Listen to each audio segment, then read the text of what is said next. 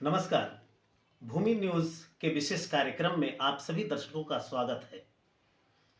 अभी आप देख रहे हैं कि किसान आंदोलन पिछले 3 महीनों से लगातार जारी है और इस पर सरकार अपने जिद पर अड़ी है, तो किसान भी तीनों कृषि कानून को रद्द कराने के लिए अड़े हुए हैं। आखिर ये सरकार क्यों अड़ी है और किसान भी अपने मांगों को लेकर क्यों संघर्षरत हैं और लगातार वार्ता होने के बाद भी अभी तक कोई हल नहीं निकल पाया है। इस आंदोलन का क्या भविष्य है, इस पर हम चर्चा करने के लिए आएंगे। आज हमारे साथ उपस्थित हैं अखिल भारतीय किसान सभा के झारखंड प्रदेश अध्यक्ष केडी सिंह जी।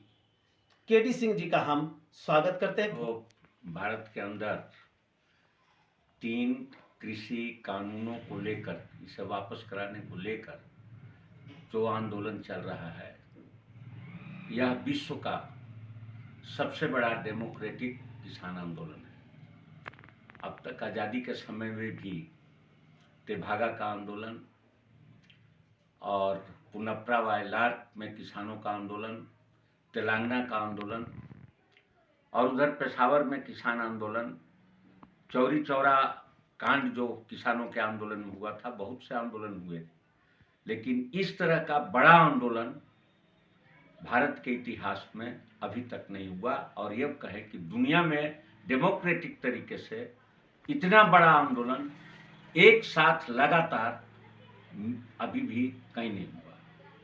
और यह आंदोलन हिंदुस्तान के करीब जो 60 से 70% आबादी अभी भी खेतों पर निर्भर है, कृषि पर निर्भर है, और उनके चलते देश चल रहा है।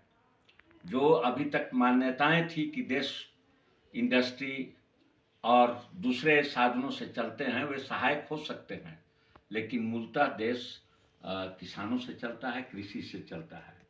और कई विद्वानों ने, अर्थशास्त्रियों ने इस बात को स्वीकार किया है। प्रोफेसर केन्स ने भी स्वीकार किया था, एक बड़े अर्थशास्त्री हुए थे। उन्होंने कहा था कि agriculture production is a real production, all production is a means of production. जितने भी प्रोडक्शन अन्य हैं, एग्रीकल्चर कृषि उत्पाद को छोड़कर वो सहायक हो सकते हैं, लेकिन मुख्य उत्पाद नहीं हो सकते हैं।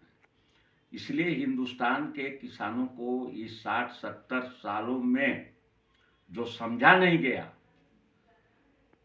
जिनको इज्जत नहीं दिया गया, जिनको बराबर सम्मान के दृष्टिकोण से देखा जाता था, उनकी सम्मान को छीन लिया गया, उसको सरकारी खेमे में डाल दिया गया, उन किसानों ने यह आंदोलन कर रखा है जब उसकी पराकाष्ठा पर पहुंच गई थी।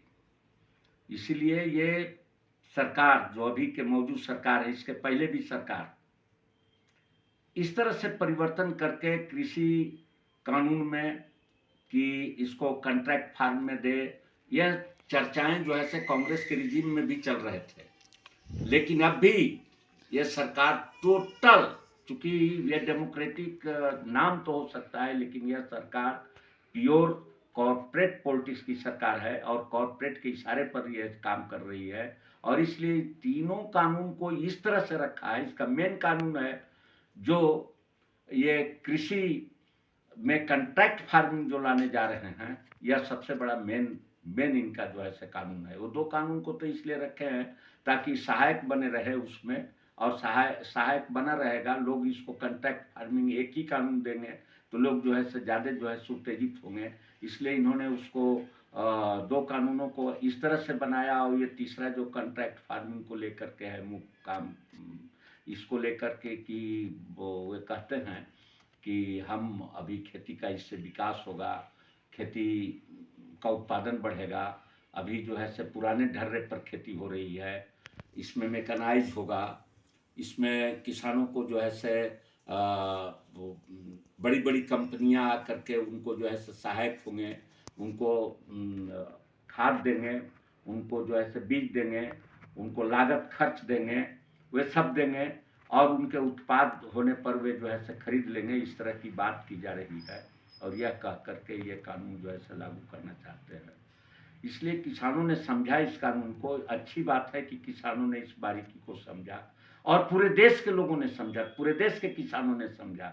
इसलिए जब 5 जून को ऑर्डिनेंस ला रहे थे, इनकी आपाधापी देखिए इस तरह से थी कि जब सितंबर में मालूम था कि पार्लियामेंट चलेगा और वहां ला करके हम कृषि कानून बना सकते हैं, इनका बहुमत भी लोकसभा में पूर्ण था, तो फिर इतने इनको जो है हड़बड़ी ऑर्डिनेंस लाने की क्या थी। बहुत जल्दी में इन्होंने ऑर्डिनेंस लाया और ऑर्डिनेंस जिस दिन लाया इसके बाद से भारत के अंदर किसान जो है आंदोलित होने लगे। और जब ये सितंबर में उसको पास करा लिया पार्लियामेंट से, और ताजुब की राज्यसभा में तो ये मेज थपथपा करके पास कर दिया, उस पर ना वोटिंग होने दिया, ना डिस्कशन होने दिया, उसको बाद जबरदस्ती कहते हैं कि हो गया हो गया हो गया, उस तरह से कह के इन्होंने कानून को पास करा लिया और इसको थोपने का काम किया। तो किसानों ने एक बड़ा कदम उठाया और आज जो है सिंधु बॉर्डर पर, गाजीपुर बॉर्डर पर, शाहजहांपुर बॉर्डर पर, टिकरी बॉर्डर पर लाखों किसान धरना पर बैठे हैं।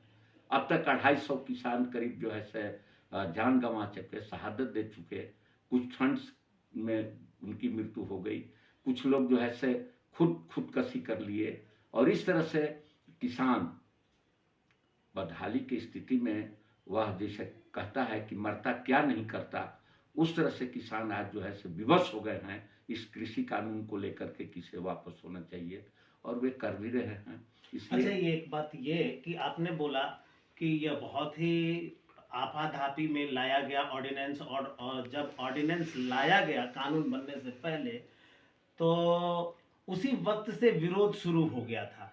लेकिन ये सरकार आखिर जिद में क्यों अड़ी है? इसके पीछे क्या साजिश लगती है? अरे जिद में तो सीधा है कि ये किसानों को धोखा दे रहे हैं, और ये अडानी और अंबानी जैसे कॉर्पोरेट घराने हैं जो बड़ी बड़ी पूंजीपतियां हैं, उनके कहने से इन्होंने कानून बनाया है, उनके इशारे पर कानून बनाया है। सच्चाई तो यह है कि अगर पूछा जाए कृषि मंत्री नरेंद्र सिंह तोमर जी से, अगर पूछा जाए कि क्या कानून के प्रारूप को आपने पहले देखा था, आपने उस पर डिस्कशन किया था, तो सच्चाई में उनको कहना पड़ेगा नरेंद्र सिंह तोमर को कि मैं नहीं जानता हूं। वह तो किसी आईएएस को खड़ा करके और कुछ लोगों ने, अशोक गुलाटी जैसे लोगों ने मिल करके इस कानून का प्रारूप तैयार किया और इसको जो है से वहां डाल दिया।